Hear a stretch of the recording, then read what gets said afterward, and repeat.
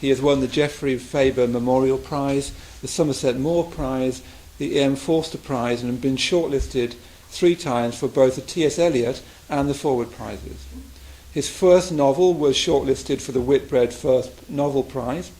He won British Theatre Guide's Best Play on the Fringe for Lifeblood, performed at the Edinburgh Festival. He's also written libretto, his most recent for an opera based on Philip Pullman's The Firework Maker's Daughter. He has taught at Amherst College, Columbia, Princeton, New York University, and the New School in New York City. His book on poetry was described by Simon Armitage as the most compelling, original, charismatic, and poetic guide to poetry that I can remember. His 1,000 Years and Counting Selected Poems was published in 2011. His most recent collection, Pluto, was shortlisted for the Forward Prize for Best Collection.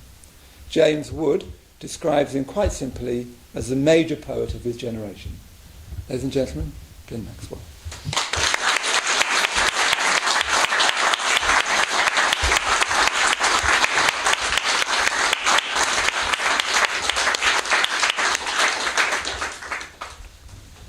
Come in. You can come and get. There's seats over here, so walk through.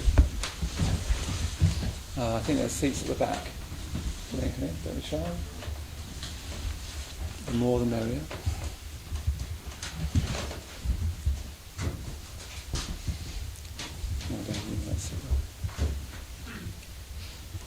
So welcome, Glyn. Very good to see you. It's great Thank to be you for here. coming. So firstly, I want to talk about your choice of writers. Thomas has clearly been a major influence on you. I was struck even with the reading there how the syntax has influenced you. So, for instance, there's a wonderful sequence of poems you wrote about Thomas, and on poetry, there's a close reading of that poem. So perhaps you could introduce Thomas to us and say something about his influence on you. Well, often the major encounters you have in this kind of line of work are a little bit sort of accidental, as well as that then you look back and it all seems inevitable. But the missing part of this is the year I spent as the student of the poet Derek Walcott in Boston in the late 80s. So one morning in our class, Derek told us that we should go and research. For the next class, we should research Edward Thomas. We should read all we could and come back knowing something about Edward Thomas. And we'd been in his class for about 5 weeks, and we knew he was kind of a big deal. So we'd got past fear and intimidation to being quite complacent. We thought, well, we're Derek's students and we're his mates. So we go for a drink afterwards and all that. The way I remember it is we went into the class and no one had done. He said, "Tell me about Edward Thomas," and no one had done the work. and it was mortifying. He said, "I didn't ask you to do much," and he said, "F off," and we did. And of course that was so painful that I went and read all of it. So sometimes it's just a little thing that gets you into it. But I quite quickly I knew who Edward Thomas was. I knew he'd died in the First World War, and I knew when I read his work earlier, to me it was quiet. To me, I couldn't get, because it wasn't sort of flashy. It didn't strike you in that way. There was something sort of quiet about it, and it hadn't struck me. And why I think Walcott was pushing me there is because what I was doing at that age, in my early 20s, was all kind of flashy, and he wanted me to, as he would say, play with the left hand as well, play the piano with the left hand as well, and have that reticence, find that sort of meditative thing. Not every line has to be doing anything.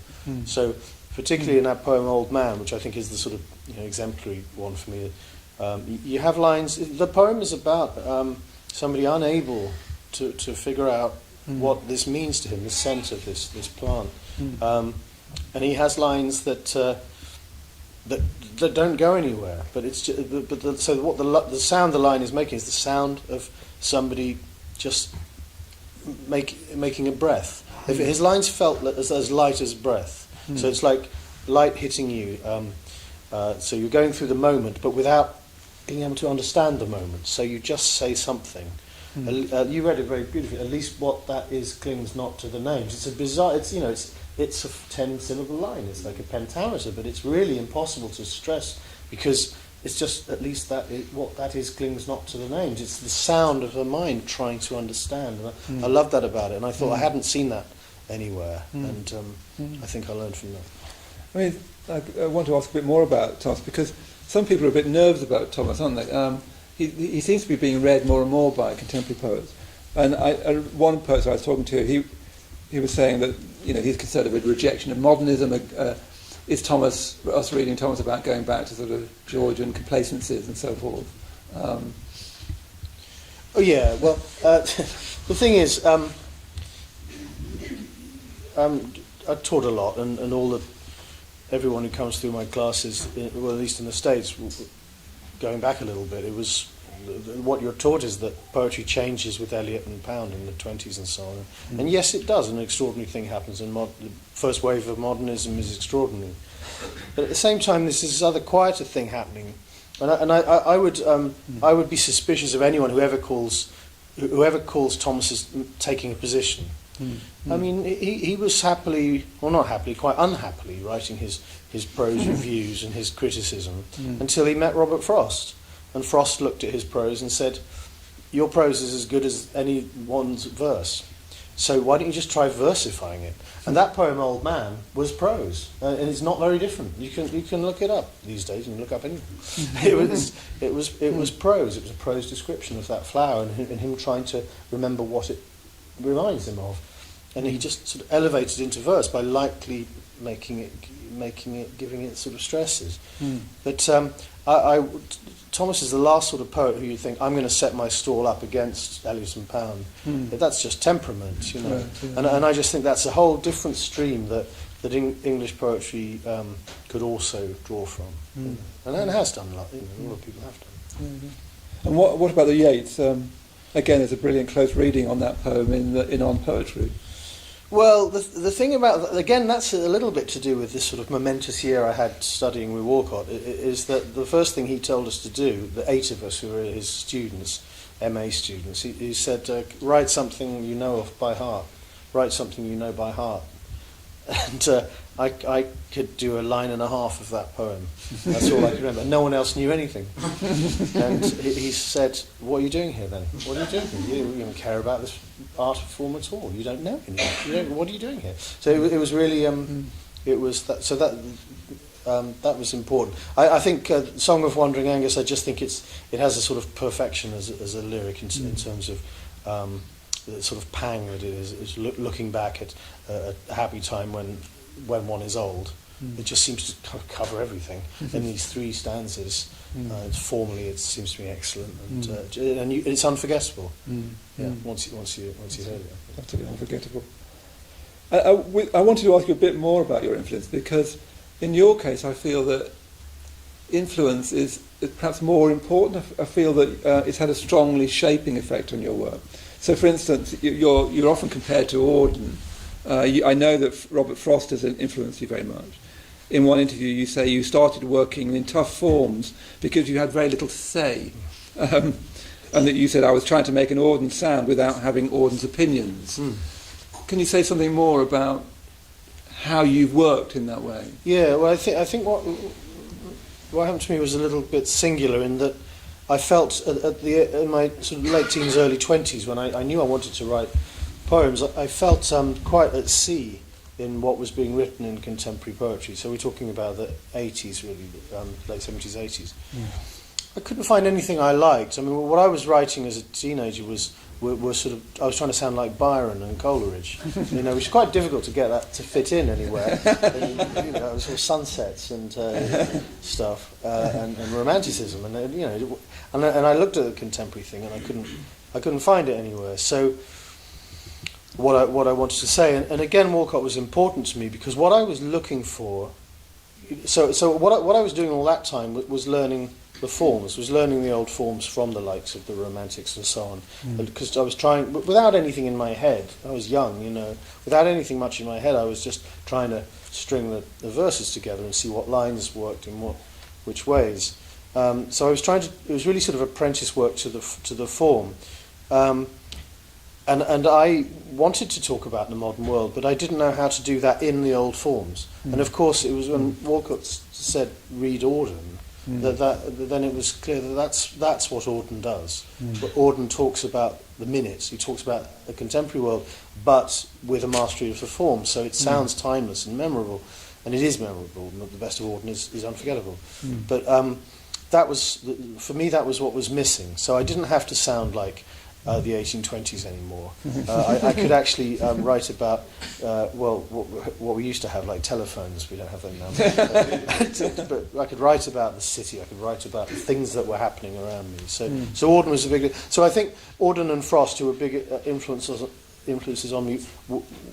I think I am quite influenced because I wasn't influenced by anything around me. I didn't feel connected to any other poet who was around, who was living actually. So. Perhaps it's a slightly unusual case. I mean, the other thing that strikes me about it is that there's a lot of what you could describe in your poetry as sort of postmodernism. You know, you're very conscious about using the voice. You shift registers. You'll even say, "I'm writing this. I'm googling it." Those sorts of postmodern devices. But yet, at the same time, there's no disavowal of the past. Yeah, well, I'd like to think that's true. I think early on I probably was just full of tricks, you know, just wanting to. I mean, that's a trap that young poets can fall into, and it's not necessarily a trap. It's a young poet thing to do, to play tricks and say, "Look what I'm not saying," you know, and to do that whole kind of obscure thing. And I'm not dissing that because I did that, and young poets do that, and that's fine because it's a way of, you know, when you're relishing language, it's part of what happens. But I mean, if I bring Google or Facebook into my work, it's because those are realities. I mean, I'm not messing with it. I'm just saying, you know, that those are things that are in my day. So I'm trying to be accurate about my day and so on. So I think generally I've tried to be clearer and even plainer over the years. Yeah. I've been reading an interview with Tom Gunn, and he was saying that a literary influence is never just a literary influence. It's also an influence in the way you see everything, in the way you feel your life. I was wondering whether you'd agree with. I thought it was a very striking statement. I thought, would you agree with that? And if so, how, particularly as Thomas and Frost, influence the way you feel about life? I was lucky enough to meet Tom Gunn once in Boston. I thought he was great, but I don't know if I agree with that. I don't know if I feel it in the way he felt it. I don't feel I have much in common with Frost or Auden or Edward Thomas except what I learned from them. Because, well, certainly in the case of Frost and Thomas, Thomas was really very plagued with depression, and Frost's private inner life was turmoil, and whereas I shouldn't be in the same sentence as these writers, to be honest, but I'm quite buoyant, you know. I'm quite cheerful generally, and I'm not tormented. I've never characterized. I tried to characterize myself as tormented when I was young, and wore a hat and so on.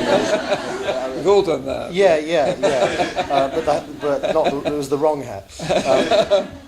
I tried to be the things I thought that you're supposed to look like or sound like when you're a poet. But actually, you know, I'm just quite a cheerful person who wants to live all of life, really. Yeah, that must be quite embarrassing for a poet, in a way. Yeah. I can drive, you know. Right, well, that's things that poets generally can't do. Well, it's famous that male poets can't drive. So you. I want to start moving on to your life and you know, then move on to the poems explicitly. And so you were born in Welwyn Garden City, a place that seems to me has haunted your poetic imagination. Yeah. There's a poem Birthplace, which I think is one of the highlights of Pluto, and there's poems selected about that. Can you say something about the world you were born into? Because it does seem to have an almost emblematic feeling for you. Well, it's evolved as well. I mean, Welwyn Garden City is a new town, but it's also a garden city, obviously, and it was built in 1920. So when I went out to the States to be Walcott's student in 87, I like a lot of people in their teens, early 20s, that they're sort of rather the place they grew up in that's the place to get away from. I'm going to college now to be free, and I'd get up to university and it would be like, finally free of those sort of tyrannical parents. And my parents are probably two of the most tolerant, kind people you'd ever meet. And it's like, free of them, finally, free at last. This is all complete bullshit.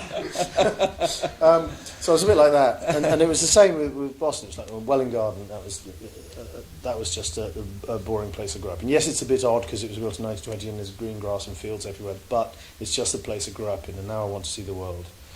What Walcott did, who grew up in one of the most beautiful places on earth, St. Lucia, in the Caribbean, what he said is that it matters where you come from. It doesn't matter where it is, it matters that you came from there. And what is it about there that has influenced your work? So one lesson, he got us to try and draw a map of America and start filling in where all the poets came from. So what is it, what's the sound of that part of the map, and what's the sound of that? So all that kind of thing. I went back from that year in Boston feeling quite differently about it, feeling that it really did matter, and I started doing things like engaging all my friends to put plays on and trying to get what was just basically a social kind of have a good time community, to trying to make it into a let's put plays on community, and let's take this to do some work while we're having a good time being young and all that. So it did affect me, and then the older I've got, the older I am, the more it's been important. And Birthplace is a really central poem for me, and I'll read it later. But you come to the realization, or I come to the realization, that I was born into and grew up in a town that was somebody's dream, that was one man's dream, idealistic dream of how people could live in something that. So Ebenezer Howard, who is the man in question, looked at what London was turning into in the late 19th century, which was terrible, as we all know about that, the slums and so on. And he was looking at the countryside, which was poverty-stricken by everyone moving into the cities. So both things were becoming untenable. So he had this vision of towns of the future that would somehow have the best of both without having the worst of both. So that's what the Garden City project was. So there were, of course, other people involved, and a lot of sort of Fabians and Hampstead Socialists and so on, George Bernard Shaw, all kind of came together in this Garden City movement. But essentially, my gateway into the world, as I knew it, was somebody's dream of what a pleasant place to live would be, and that's become more and more important. And now I've written. I have a play in development about it, and I have written that, and it comes up more and more often. That sense, and of course the ways in which that's a metaphor for how you find yourself on Earth and all that. Indeed. So, talking about the plays you just mentioned there, in this interview I'm focusing almost exclusively on the poetry, but you published two substantial volumes of plays, many of them in verse. I wanted to ask you, when did theatre enter your life? I believe your mother acted in the original stage show of Under Milkwood, for instance. Yeah, that's right. So in a way, theatre was in the blood more than poetry was. So I, as a kid, I was always in plays in the local theatre company and so on. Yeah, so my mother had a short but quite good career as an actress, and we were all interested in it. That was important, and of course it's Dylan Thomas's centenary next year. So I've been commissioned to write about my hometown in a sort of Under Milkwood way, which is a nice coming together of coincidences, given my mother's still around. Hopefully will still be around when it happens. And did theatre come in first and then poetry, or? Well, when I applied to Boston, I don't do anything else. I just write. I don't do anything else in my life. So when I applied for Boston, I'd written a novel. It was terrible, but I'd written it. So I applied as a novelist and a playwright because I'd written a play that was terrible, and I thought, well, I'll show them that. And I'd had a few poems published, so poetry was sort of slightly ahead. Because it was Walcott, and because he saw some promise in the thing, he taught me like theatre and poetry, because that's what he was doing. But I remember he said at the time that to get your poetry published, you just need one editor to like it. Where to get plays on, you need to, as he said, you need to hustle. And as soon as he said that, I thought, oh no, I'm not going to be good at this. So that's taken a bit longer. But I think it's the thing I couldn't give up is theatre, is trying to work out how to make scenes and plays work and to work with actors and so on. I think life wouldn't feel right without it. Poetry, sometimes I can go months without writing anything. But, yeah.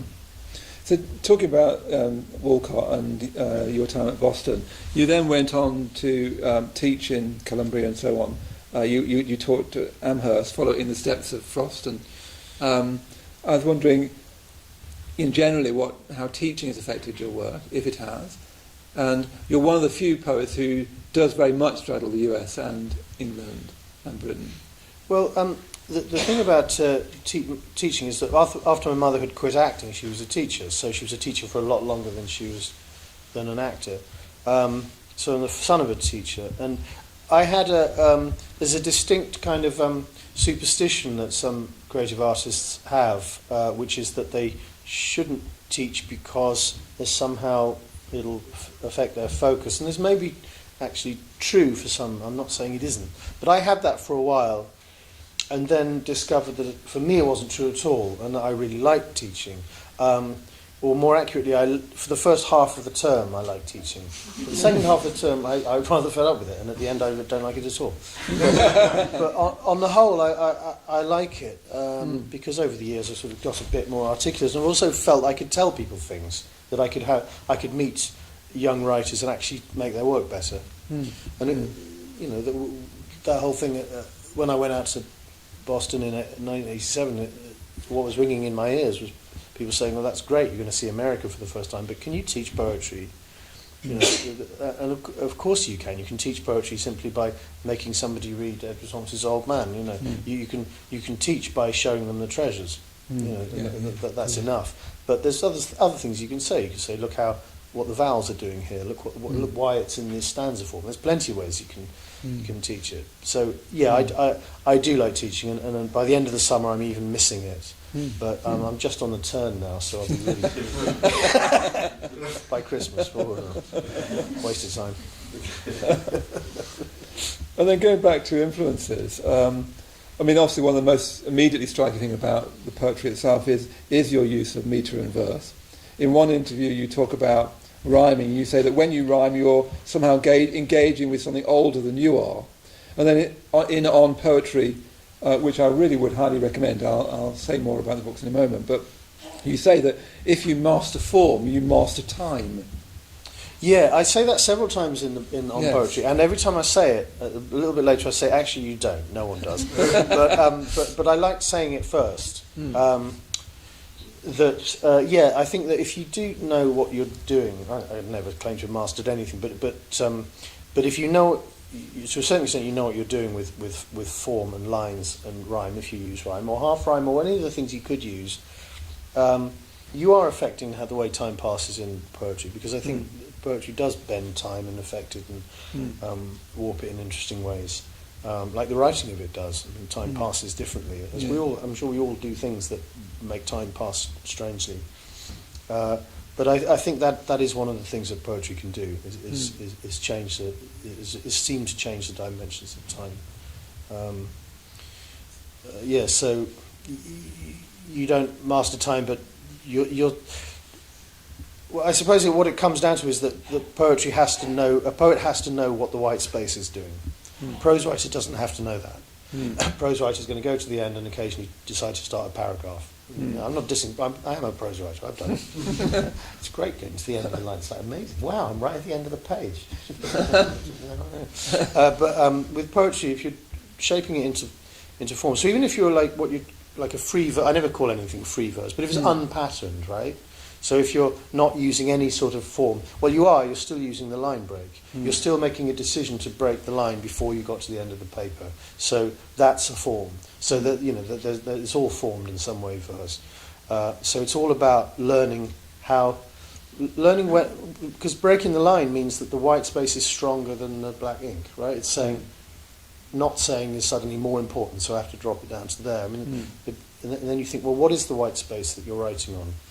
Yes, it's emptiness, but it could also be silence, and it could be time, and it could be quietness, and it could be cold. I mean, there's lots of things it could be. And I think if you look at poems that survive, the white space is always playing quite a role. I mean, in Wandering Angus, between the second and the third stanza, his life passes. You know, and that's quite sort of amazing to sort of see. Cool. When I am old, you know, to deploy that.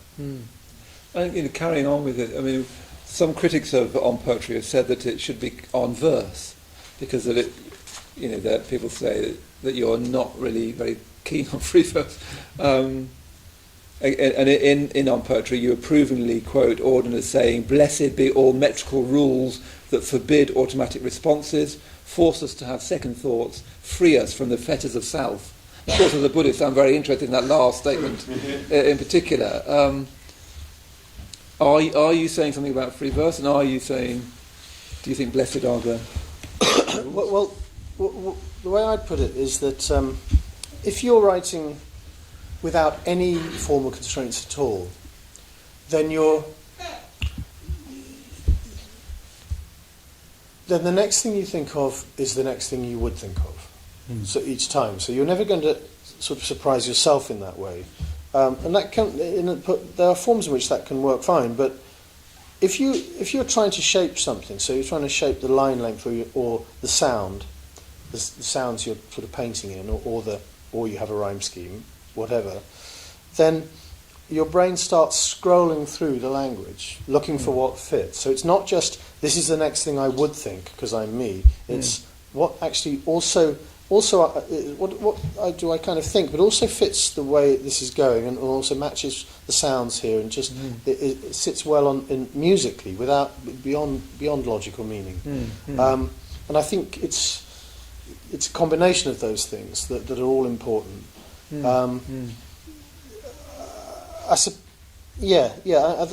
That's what I think about sort of being freed from the fetters of self, because self would always choose this and choose that and choose the next thing. So that you can't. It's hard to. You can't fool yourself. You know, it's always going to say the same thing. Moving on more to the poems. So moving on to the selected poems, 1,000 Years and Counting. And one of the things that strikes me again is the voices in the book. Literally a voice of a horse, all the way to people remembering the Blitz.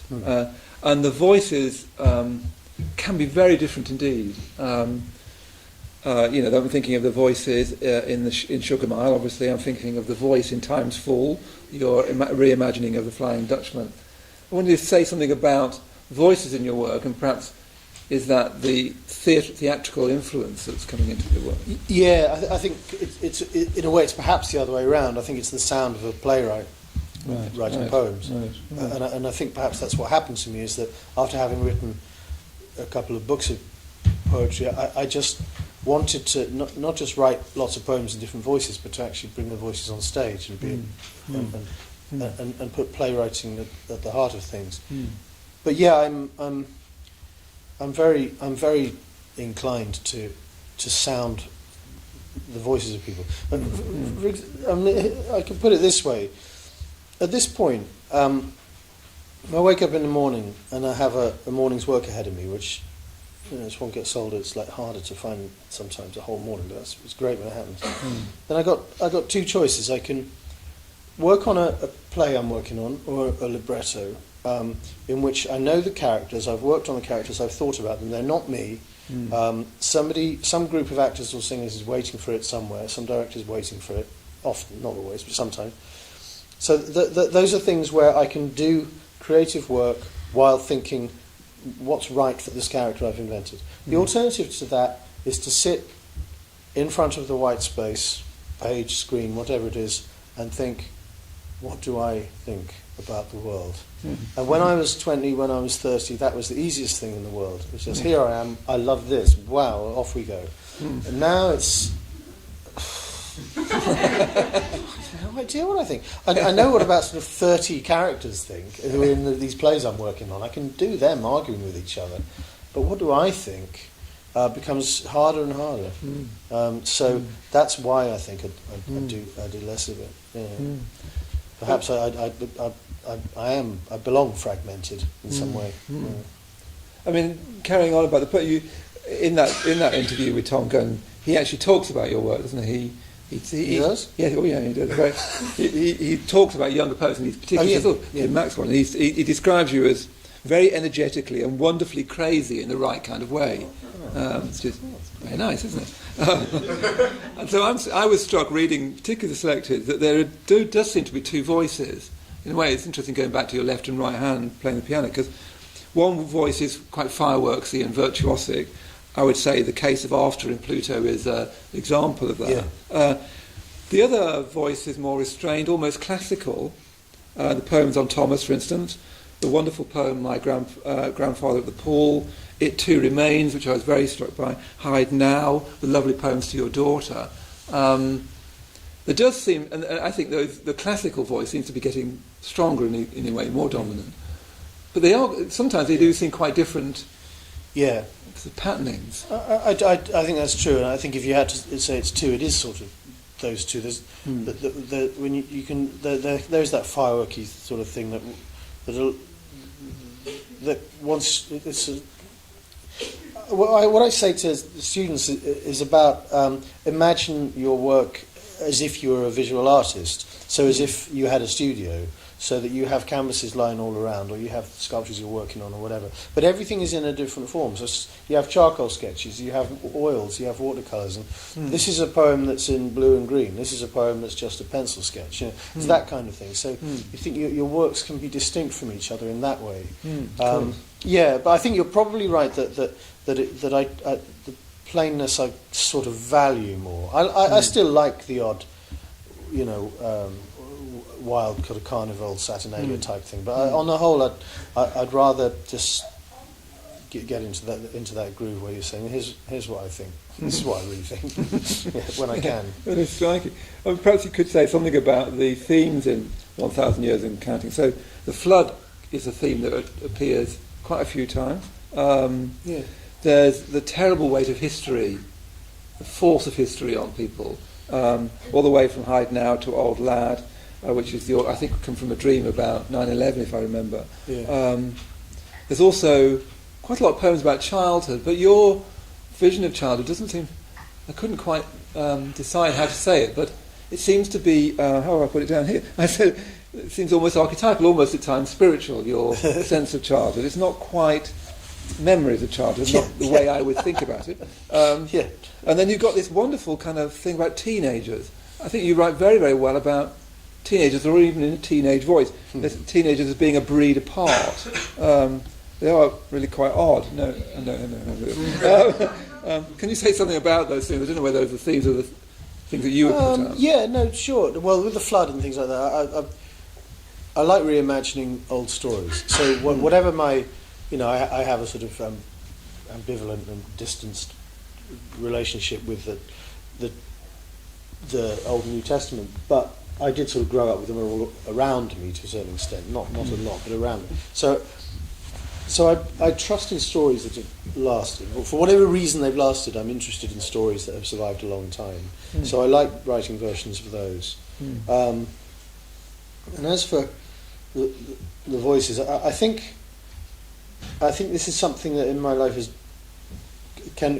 been kind of both a blessing and not exactly a curse. That's too strong, and a blessing's too strong as well. But it's just something I feel I live with. Is that I feel it's very easy to access myself, being 5, 15, 25, 35. I just feel able to access all of those ages. That I never think they're very far away. And the people I've tended to sort of want to be around are people who can do that, and often actors can do that. So I have a lot of friends in the theatre. I think it's partly because they're quite good at accessing. It's not far away. What they were like when they were young, and people I'm afraid of are often academics who seem to have lost sight of all of that, and obviously the kind of people that we all know who run our lives, who've completely lost sight of what it's like to be young, or have forgotten what it's like to be anything but themselves. So I suppose I'm juvenile. That's what I'm saying. And moving on to Pluto. Freudian slip. Again, there's a rhyme and meter. There's the voice moving from register to register, but it does seem at times something more intimate, something even at times, frankly, a bit desperate, even and urgent. At times, a kind of bitterness. There's that brutally frank poem, The Double, with its self-examination, which is like an anti-poem almost, wonderfully formed, but it sort of won't behave. It just says this is how it is. A very particular voice in that. The whole question of before and after the affair, the honesty of the poem, the ages. It does seem to be a movement, a change in this volume, I thought. Yeah. I'd written. I brought to my editors the poet Don Patterson. I brought him my usual 100 pages and say, Don, here's what I've done lately. Here's this, and he said there's a lot of kind of personal stuff here, Max. There's a lot of personal stuff. Why don't you just make a book out of that? So again, so to a certain extent, it was a choice to make a certain kind of book, which. But it's true. I never used to write confessional type autobiographical stuff. I just nothing directly like that. I didn't write about relationships and so on. And I guess in that book I have. And in a sort of, I don't think it's particularly bitter. I think it's sort of disabused. And there's a lot of mea culpa in it. I mean, The Double is a mea culpa poem. It's like, So there's quite a lot of that. Why didn't I see more of people who've gone now, and why did I behave like this to people? And so there is a bit of that creeping in, and there's a few little celebratory things. But on the whole, they're about relationships. So it characterises that book. It's not all I'm writing now, but for a while I did find myself. It may just be the age. I've just become, Well, loss is another theme, isn't it? And ageing, even in the book. Yeah. A sort of post-romantic. Yeah, that's right. Yeah, the party's over kind of. Yeah, thing. Well, that aging thing. That's not a theme that's probably going to go anywhere anytime soon. But and then just sort of rounding things off a bit. But again, I think I mentioned it. But reading your poems, I keep noticing the act of writing poems itself. A theme that comes up again and again, except here in Pluto at times, like in the last poem, Homeward Orpheus, writing poems, I don't know whether I'm misreading, but it seems almost a curse, or at least a religious quest. There's earlier in the talk about, in The Double, you talk about a poem about my useless sorrows, and sort of very flat final line. As I say, the book finishes with those bored in eternity, talking about Orpheus's songs and saying, make him play one, which doesn't sound... doesn't. I was very struck by that as a way to finish your book, is make him play one. Can you say something about that? I think it's something that kicked in with me a while back, 10 years ago maybe, and I'm sure other writers have this, where you realise the central paradox, a very arresting paradox about trying to be a poet, is that I remember this distinctly happened about 15 years ago. If you write something that's really a good poem that really works, and my belief is that only time really proves that, so you can't tell when you've done it, but you can always have an instinct that that's one of the best things you've done. What you're essentially saying is, this is good enough to outlast me.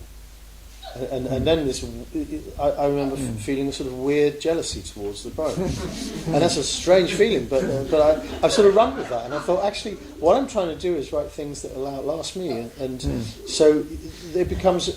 There are references. I know what you mean. There are references to the fact this thing that's on the page is going to be me. This is going to be me, and I'm not. I'm going to be somewhere. I'm going to be nothing, and this is going to be me. And that tension has fascinated me for quite a while. And it just comes in here and there. I don't try to write.